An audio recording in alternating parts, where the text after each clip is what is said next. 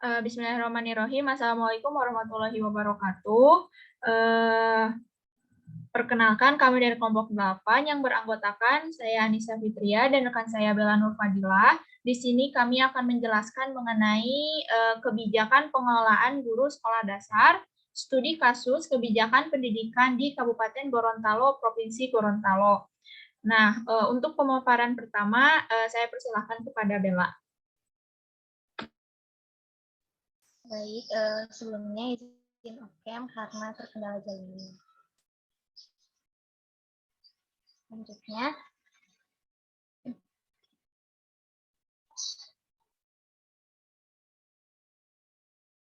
ini ada kebijakan pengelolaan guru sekolah dasar. Saat ini ada dua persoalan pokok yang dihadapi pemerintah berhubungan dengan profesi guru, yakni mengenai kuantitas dan kualitas guru.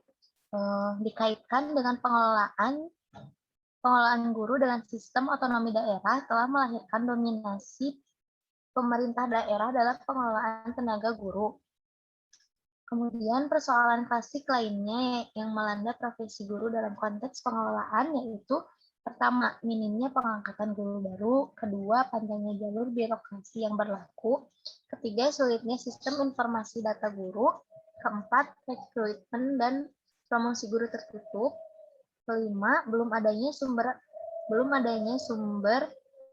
adanya komitmen yang kuat tentang pengangkatan guru honor secara umum, dan yang terakhir, distribusi guru belum mendapat perhatian yang serius dalam meningkatkan mutu pendidikan, sehingga mereka lebih cenderung berada di kota-kota besar menurut Siregar Pikuan 2006 halaman pertama. Hal ini senada disampaikan oleh mantan Mendikbud RI Anies Baswedan bahwa pemerintah mengisyaratkan rumitnya pengelolaan guru, sehingga memerlukan reformasi terutama dalam hal rekrutmen guru. Fakta beberapa tahun terakhir ini penerimaan tenaga pendidik belum begitu ketat, sehingga semua orang dapat menjadi tenaga pengajar tanpa adanya seleksi kompetensi. Ujungnya pemerintah kesulitan dalam pembinaan dan pengawasannya. Kemudian, untuk mencermati kebutuhan layanan pendidikan dasar, terutama di Kabupaten Gorontalo, maka diperlukan kajian mendalam tentang kebijakan pengelolaan guru di sekolah dasar. Pertanyaan mendasar yang diajukan untuk analisis yaitu apakah jumlah guru SD yang ada saat ini sudah mencukupi. Untuk menjawab pertanyaan ini, kita bisa mencermati rasio guru dan siswa sesuai dengan peraturan Pemerintah Nomor 74 Tahun 2008 tentang guru Pasal 17 menetapkan bahwa guru tetap pemegang sertifikat pendidik berhak mendapatkan tunjangan profesi apabila mengajar di satuan pendidikan yang rasio minimal jumlah peserta didik terhadap guru SD 20:1 dan MI 15:1. Selanjutnya,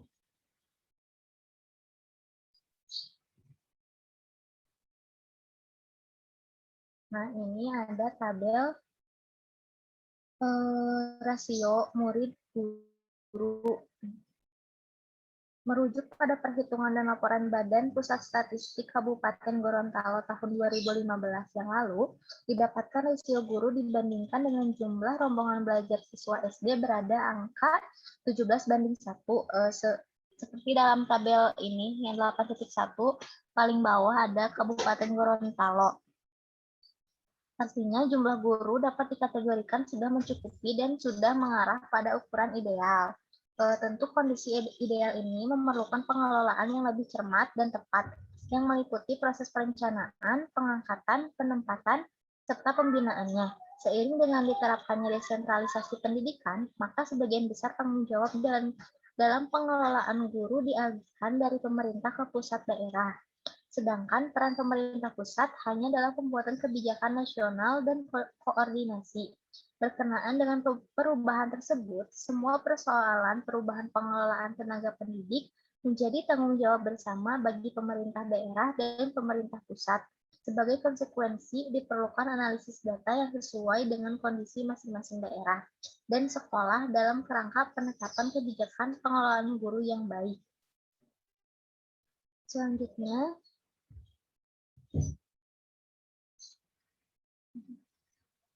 lalu ada kebijakan riset pengelolaan guru sekolah dasar.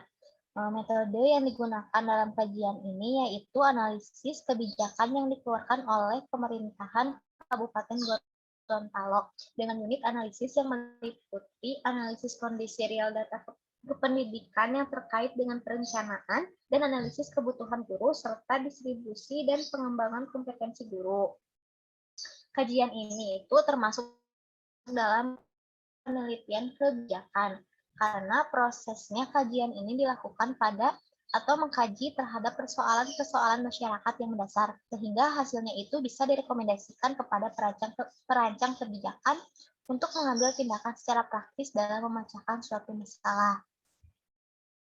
Lalu pembangunan sektor pendidikan dewasa ini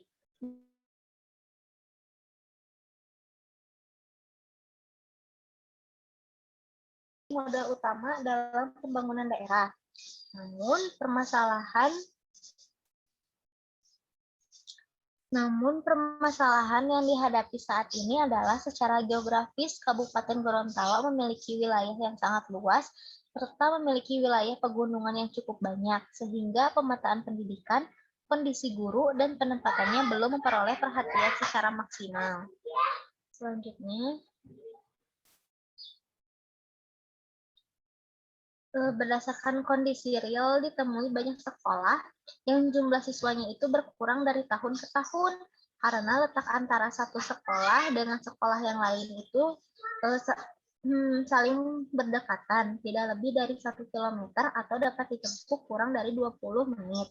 Sesuai data dari Dinas Pendidikan Kabupaten Gorontalo bahwa ada 18 sekolah yang letaknya berdekatan, 4 sekolah terletak di 2 desa yang berbeda, sehingga hanya 14 sekolah yang bisa dilakukan penggabungan menjadi 7 sekolah yang tersebar di 4 kecamatan. Dari data tersebut juga terungkap bahwa beberapa sekolah yang jumlah muridnya sedikit sangat kecil, kurang dari 90 orang, tetapi tidak memungkinkan untuk digabung karena lokasi sekolahnya itu berjauhan. Sekolah-sekolah yang jumlah muridnya relatif sedikit berjumlah 17, yaitu SD dan 2 MI yang tersebar di 5 kecamatan Tabongo, Tilango, Pulubala, dan Motilango. Pendistribusian guru juga kurang merata di sekolah-sekolah, dijumpai beberapa sekolah yang memiliki kekurangan guru, sementara beberapa sekolah memiliki kelebihan guru, sehingga perlu dilakukan penempatan ulang atau pendistribusian kembali. Nah, secara garis besar pembagian wilayah di Kabupaten Gorontalo ini terdiri dari wilayah perkotaan, suburban, dan urban atau terpencil. Kesenjangan yang terjadi antara ketiga wilayah tersebut adalah di kota banyak terdapat guru inti dan guru berprestasi. Di wilayah suburban atau dekat kota masih banyak guru yang belum berkualifikasi sarjana. Dan wilayah urban atau terpencil masih terdapat banyak guru tidak tetap atau GTT dan honor serta masih terdapat guru yang mengajar belum sesuai dengan kualifikasi pendidikannya. Selanjutnya,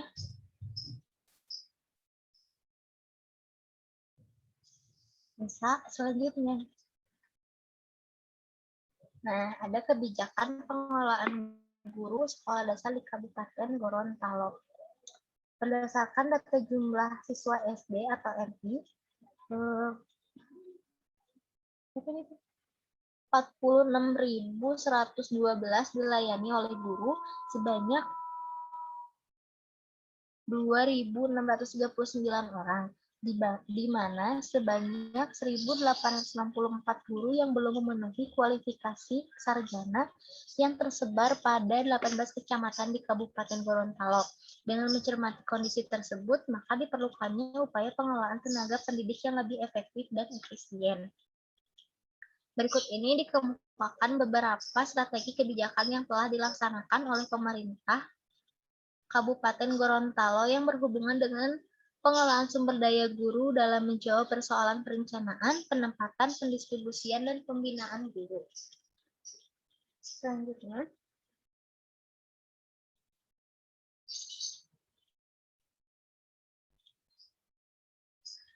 Yang pertama itu ada asesmen kebutuhan guru.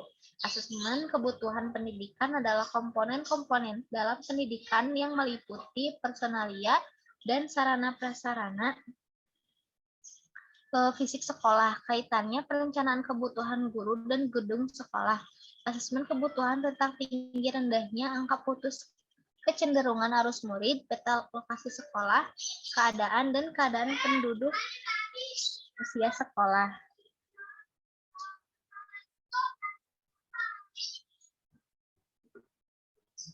Adapun tujuan dari kebutuhan pendidikan adalah untuk tujuan asesmen kebutuhan pendidikan menurut Witkin tahun 1984. Yang pertama itu memenuhi persyaratan keuangan dari pemerintah dan sekaligus menunjukkan bahwa program yang ditangani akan mampu mengatasi krisis yang belum terpecahkan. Kedua, mengetahui tingkat kebutuhan masyarakat terhadap pendidikan dan kebutuhan-kebutuhan.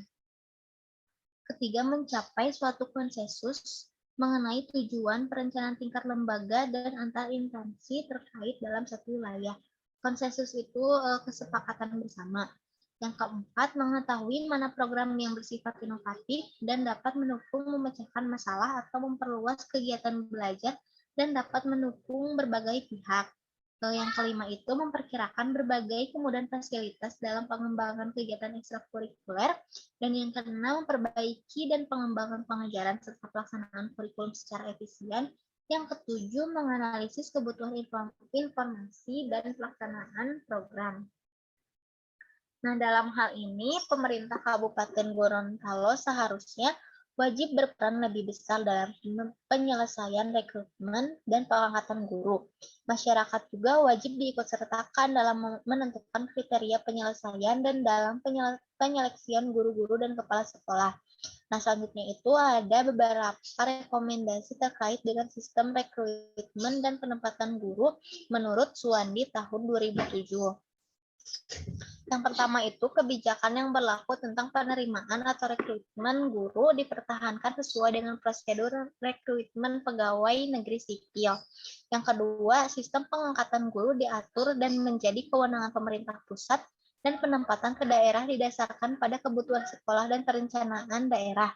Yang ketiga itu sistem mutasi guru dalam kabupaten atau kota menjadi kewenangan pemerintah kabupaten atau kota. Yang keempat, sistem mutasi guru antar kabupaten atau kota di dalam provinsi menjadi kewenangan pemerintah provinsi. Yang kelima itu sistem mutasi guru antar provinsi menjadi kewenangan pemerintah pusat. Yang keenam, guru-guru baru dapat diwajibkan bertugas di daerah khusus untuk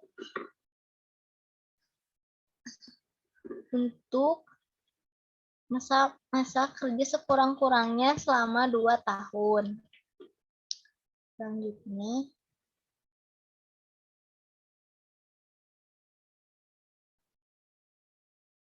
ketujuh, perlu diadakan ketentuan untuk memindahkan guru antar sekolah atau rotasi sesudah masa yang disepakati. Dan 8, pengangkatan jumlah guru mempertimbangkan jumlah kebutuhan minimal. Dan yang terakhir, guru pada setiap sekolah dan jumlah murid. Selanjutnya akan dipaparkan oleh teman saya. Baik. Nah, untuk selanjutnya,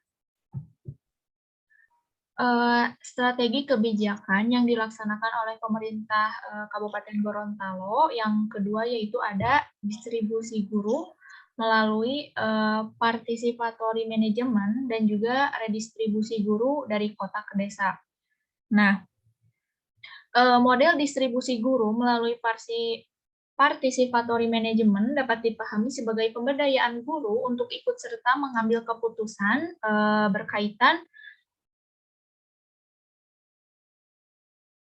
berkaitan dengan upaya pendistribusian guru di berbagai sekolah. Ada beberapa faktor pendukung yang dapat dipakai dalam mengimplementasikan pengelolaan berbasis partisipasi ini. Nah, yaitu ketentuan beban kerja 24 jam per minggu bagi tenaga pendidik dan pemberian tunjangan bagi tenaga pendidik yang bertugas di daerah terpencil. Nah, maksud beban kerja guru di sini menurut Permendiknas nomor 41 tahun 2007 itu mencakup kegiatan pokok yaitu merencanakan pembelajaran, melaksanakan pembelajaran, menilai hasil pembelajaran, melatih peserta didik dan juga membimbing serta melaksanakan tugas tambahan. Nah, beban kerja guru sebagaimana yang dimaksud pada pernyataan ini itu adalah sekurang-kurangnya 24 jam tatap muka dalam 1 minggu. Nah, ketentuan ini memaksa tenaga pendidik agar mereka dapat memenuhi tugasnya. Jika tidak, maka tunjangan fungsionalnya juga dapat terancam tidak dibayarkan. Nah, pemberian tunjangan bagi tenaga pendidik di daerah terpencil yaitu berkesempatan untuk menggerakkan tenaga pendidik agar bersedia ditempatkan di daerah terpencil. Nah, pola pemberian tunjangan kepada guru di daerah terpencil juga dapat diperluas dengan pemberian insentif lainnya bagi yang membantu dalam mengatasi masalah kekurangan guru di sekolah-sekolah tertentu jika memiliki kelebihan beban mengajar. Jadi selanjutnya sekaligus melakukan redistribusi guru dari sekolah yang ada di perkotaan untuk ditempatkan di sekolah yang ada di desa. Apalagi seiring pesatnya pembangunan desa dengan adanya insentif dana desa, kebijakan redistribusi guru ke desa menjadi besar gitu peluangnya. Nah, hal ini juga sejalan dengan hasil riset Ansor dan Masaung tahun 2009 yang menyatakan bahwa proyeksi kebutuhan guru SD atau MI terjadi pada sekolah-sekolah yang ada di suburban dan urban. Sedangkan sekolah yang berada di wilayah ibu kota, kabupaten mengalami kelebihan. Nah, dengan demikian, terjadi kesenjangan pemenuhan kebutuhan guru antara wilayah. Nah, untuk mengatasinya, perlu kebijakan redistribusi kembali guru yang menumpuk di perkotaan dengan konsekuensi peningkatan kesejahteraan yang lebih baik. Seperti itu. Nah, selanjutnya, karena sudah diberlakukannya sistem desentralisasi pendidikan, maka pemerintahan Kabupaten Gorontalo itu mesti bertanggung jawab untuk meningkatkan kesejahteraan hidup guru sekolah negeri dan madrasah. Nah, pemerintahan kabupaten atau kota melalui Departemen Dalam Negeri bertanggung jawab mengalokasikan anggaran yang mendorong guru mau mengabdi di desa gitu, termasuk menyediakan insentif bagi guru untuk bersemangat mengabdi di desa. Jadi dengan adanya distribusi guru melalui partisipatory manajemen dan redistribusi guru dari kota ke desa juga, pemerintah harus menerima konsekuensinya, yaitu dapat meningkatkan atau menjamin dari kesejahteraan guru seperti itu.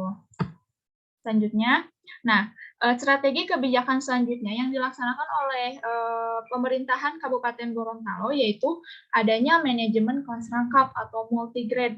Nah, pembelajaran kelas rangkap atau multigrade model itu merupakan strategi pembelajaran dengan menerapkan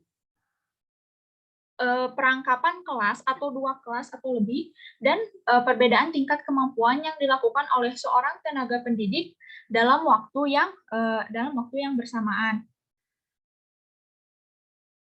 Nah, pembelajaran kelas rangkap atau multigrade ini contohnya itu seperti adanya gabungan dari beberapa peserta didik dengan tingkatan kelas yang berdekatan. Nah, misalnya kelas 1 dan 2, atau kelas 4 dan 5, ataupun kelas 5 dan 6. Nah, belajar dengan satu guru di kelas yang sama dan berlangsung selama 1 tahun ajaran penuh. Agar perencanaan matang dan pelaksanaannya lebih efektif, maka sebaiknya satu kelas rangkap itu dipegang oleh satu guru yang sama untuk 2 tahun pelajaran dan guru yang mengajar pada beberapa tingkat kelas di satu sekolah. Nah, selanjutnya, pengajaran multigrade adalah suatu pengaturan instruksional menurut menuntut situasi di mana sekolah mensyaratkan bahwa anak-anak lebih dari satu kelas yang diajar bersama-sama memberikan pembelajaran pada suatu aktivitas sesuai dengan tingkat untuk setiap kelas yang memungkinkan semua anak untuk mendapatkan manfaat yang sama dari pengalaman belajar mereka. Nah, negara-negara yang telah melaksanakan sistem multigrade ini itu salah satunya ada Amerika, ada Inggris, ada Belanda, ada Swedia. Nah, berdasarkan hasil monitoring dan evaluasi yang dilaksanakan oleh Dinas Pendidikan Kabupaten Gorontalo dalam pelaksanaan kelas rangkap itu masih ditemukan beberapa kekurangan. Nah, yang pertama, tidak semua guru yang menangani kelas rangkap memiliki pengetahuan dan kemampuan seperti yang dipersyaratkan dalam pembelajaran rangkap, karena sebelumnya telah dijelaskan agar lebih efektif itu dalam kelas rangkap ini tuh diusahakan gurunya itu yang mengajar di beberapa tingkatan kelas di satu sekolah seperti itu. Jadi seharusnya memiliki pengetahuan dan kemampuan lebih gitu ya. Yang kedua, kemampuan siswa yang sangat kurang sehingga guru selalu dituntut menerapkan berbagai strategi agar pembelajaran dapat terlaksana. Namun, di sisi lain, penerapan kelas rangkap ini itu mampu mengatasi kekurangan guru di beberapa sekolah di wilayah suburban dan urban. Nah, untuk itu diharapkan pemerintah daerah tetap menerapkan pembelajaran kelas rangkap, tapi menyempurnakan kekurangan-kekurangan yang telah disebutkan dan lebih mempersiapkan lebih matang. Nah, selanjutnya, strategi kebijakan yang dilaksanakan oleh pemerintah Gorontalo yang keempat, yaitu adanya guru yang di-rolling atau rolling teacher. Nah, rolling teacher adalah guru yang diberi tugas untuk mengajar dan atau terlibat dalam pengembangan mutu pendidikan di sekolah lain, di luar dari sekolah tempatnya bertugas untuk jangka waktu tertentu tanpa dimutasi dari sekolah asalnya, itu menurut Antolo tahun 2010. Rolling teacher adalah sistem pemindahan tugas mengajar guru secara periodik di wilayah kabupaten kota, itu menurut Ditjen PMPTK Depdiknas tahun 2009. Jadi secara umum tujuan dari pelaksanaan rolling teacher ini yang pertama adalah memeratakan kualitas belajar dan pembelajaran di sekolah-sekolah yang membutuhkan guru. Yang kedua, memeratakan kemampuan dan kualitas profesional guru dan memeratakan beban kerja guru. Yang ketiga, meringankan beban kerja guru yang terlalu berat di daerah terpencil. Dan yang keempat itu meningkatkan kemampuan atau kinerja guru secara merata di semua sekolah. Sedangkan manfaat dari rolling teacher antara lain yang pertama, memberikan kemudahan kepada guru-guru untuk studi dalam rangka meningkatkan kompetensi dan kemampuan profesionalnya, serta meningkatkan kualifikasinya dan meninggalkan tugas mengajarnya, tanpa meninggalkan tugas mengajarnya. Yang kedua, menyediakan ruang kebijakan bagi guru untuk memenuhi jumlah beban jam mengajarnya sebanyak 24 jam pelajaran per minggu. Yang ketiga, meningkatkan efisiensi pengelolaan pendidikan di kabupaten. Yang keempat, bagi guru-guru pelaku rolling teacher, secara tidak langsung akan terus-menerus mengembangkan kinerja dan kompetensinya dalam bidang pedagogik, profesional, sosial, dan kepribadian. Dan yang kelima, bagi guru-guru yang telah tersertifikasi dapat berkesempatan menunjukkan kebolehannya dan terus-menerus mengembangkan kemampuan profesionalnya melalui keikutsertaannya dalam rolling teacher. Nah, guru keliling atau rolling teacher ini untuk SD atau MI diberlakukan di kelas 5. Nah, untuk 4 pelajaran, yaitu matematika, IPS, IPA, dan bahasa. Jadi, guru inti yang melaksanakan rolling teacher bertindak sebagai guru bidang studi di SD atau MI. Guru yang melaksanakan rolling teacher adalah guru inti yang ditunjuk melalui surat keputusan kepala dinas yang dipilih berdasarkan penilaian pengawas sekolah. Nah, berdasarkan hasil uji coba yang dilakukan di beberapa sekolah di Kabupaten Gorontalo, pelaksanaan rolling teacher ini itu cukup efektif karena beberapa sekolah yang memiliki kekurangan guru merasa terbantu gitu dengan kehadiran beberapa guru yang lain. Sementara bagi guru yang memiliki jam pelajaran yang masih kurang dari yang seharusnya yaitu 24 jam per minggu juga bisa memanfaatkan gitu dengan adanya program ini tuh yang bertindak sebagai guru rolling teacher sehingga kekurangan jam mengajarnya itu bisa terpenuhi gitu. Nah, sementara manfaat yang diperoleh bagi siswanya sendiri yaitu siswa akan termotivasi gitu dan tidak merasa jenuh karena suasana pembelajaran itu selalu berubah-ubah karena gurunya juga guru yang mengajar juga selalu berganti-ganti. Nah, Yang terakhir, strategi kebijakan yang dilaksanakan oleh pemerintahan Kabupaten Gorontalo yaitu in-service training. Nah, in-service training adalah istilah yang menggambarkan serangkaian kegiatan dan persyaratan yang berkenaan dengan pengembangan profesional terorganisir untuk meningkatkan kinerja semua personil atau guru yang telah ditugaskan dan memegang jabatan di sekolah, sehingga mampu menerapkan program atau inovasi. Itu menurut SAP tahun 1996.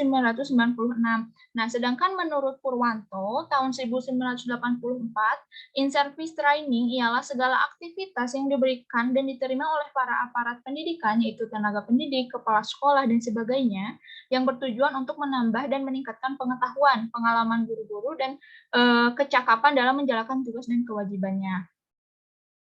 Nah, program in-service training dapat mencakup berbagai kegiatan seperti mengadakan aplikasi kursus, ceramah-ceramah, mengadakan pertemuan sesama guru untuk saling tukar pengalaman, seminar-seminar, kunjungan ke sekolah-sekolah di luar daerah, dan persiapan-persiapan khusus yang mengikuti kursus-kursus yang berhubungan dengan tugas pokok.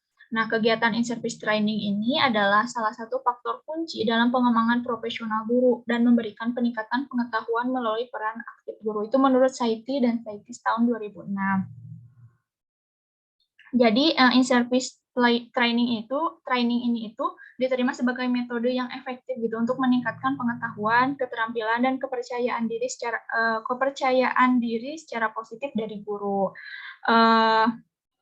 Jadi in-service training juga adalah proses yang digunakan guru untuk melanjutkan pendidikannya setelah mereka menerima sertifikasi dan juga dalam mengajar dan bekerja secara profesional. Itu. Nah, untuk pelaksanaannya sendiri di Kabupaten Gorontalo, secara kuantitas pelaksananya itu masih jarang karena kegiatan in-service training itu membutuhkan anggaran yang cukup besar. Nah, hal ini itu menyebabkan kecilnya kesempatan bagi guru mengikutinya. Secara empiris, kegiatan in-service training memberikan manfaat pada guru dalam meningkatkan kemampuan, kompetensi, dan pengelolaan pelatihan lebih efektif. Nah, ini berikut beberapa dikemukakan itu hasil analisis dari penulis beberapa kebijakan dengan melihat kekurangan dan kelebihannya masing-masing. Nah, dapat dilihat dari tabel berikut. Jadi dari keempat kebijakan yang dilaksanakan oleh Kabupaten Gorontalo mempunyai kelebihan dan kekurangannya masing-masing. Nah, yang pertama, asesmen kebutuhan guru. Kelebihannya dapat mengetahui jumlah kebutuhan guru yang dibutuhkan. Yang kedua, memperoleh alternatif pengganti dan solusi mengatasi kekurangan guru. Sedangkan kekurangannya itu tidak dapat direalisasikan secara langsung karena harus menunggu proses penganggaran. Yang kedua, membutuhkan data yang akurat untuk melakukan proses assessment. Ketiga, proses implementasinya juga membutuhkan waktu dan dana yang cukup lama karena harus survei ke lapangan terlebih dahulu. Yang keempat, membutuhkan ahli dalam melakukan proses analisis kebutuhan. Yang kelima, tidak semua pihak menerima hasil analisis. Nah, yang kedua, multi-grade atau kelas rangkap. Untuk kelebihannya dapat mengatasi kekurangan jumlah guru dan gedung sekolah. Yang kedua, dapat menghemat waktu mengajar. Yang ketiga, guru lebih tertantang untuk lebih kreatif dalam proses pembelajaran. Sedangkan kekurangannya, yang pertama, kemampuan guru itu belum merata. Yang kedua, membutuhkan pengelolaan waktu yang lebih efektif. Yang ketiga, membutuhkan kreativitas, inovatif, dan juga kemampuan guru yang lebih. Yang keempat, tingkat pencapaian kurikulum tidak tuntas. Dan yang kelima, tidak dapat menghargai perbedaan individu siswa.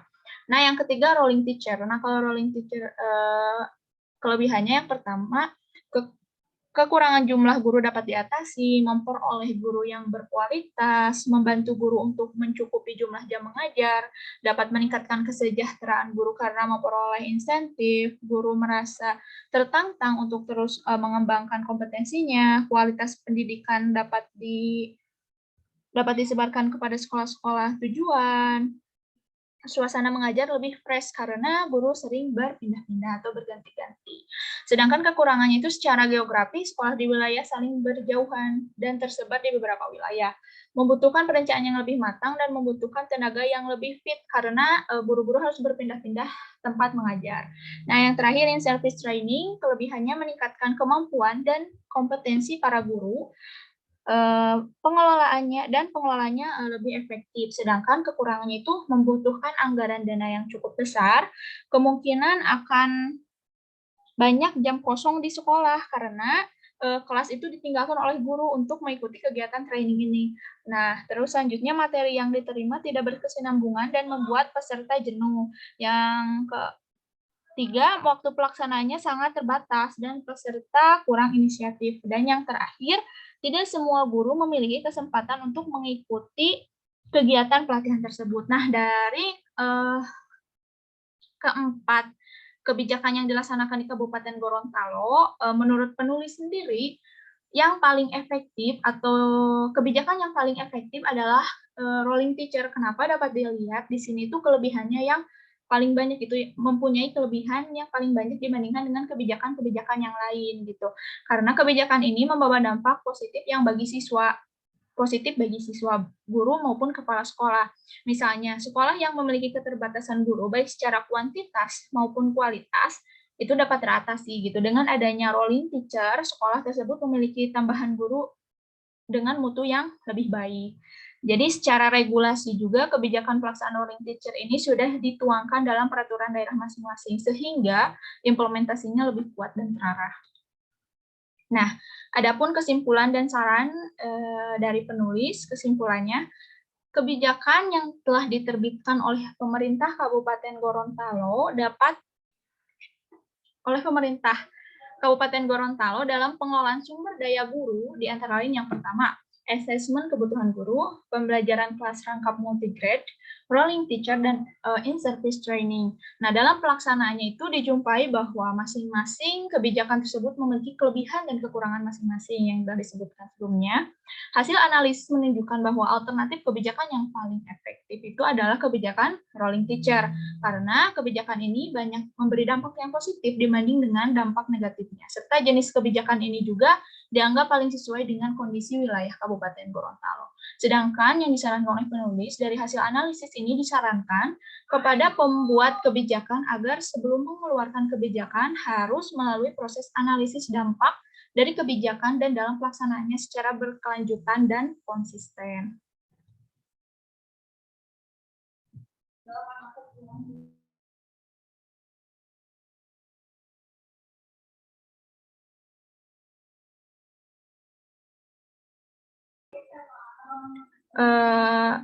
Sekian yang dapat kami sampaikan.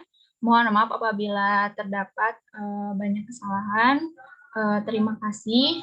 Assalamualaikum warahmatullahi wabarakatuh. Bella, salam. Waalaikumsalam warahmatullahi wabarakatuh. Terima kasih. Alhamdulillah. Beres bel ini, stop. Stop dulu nih.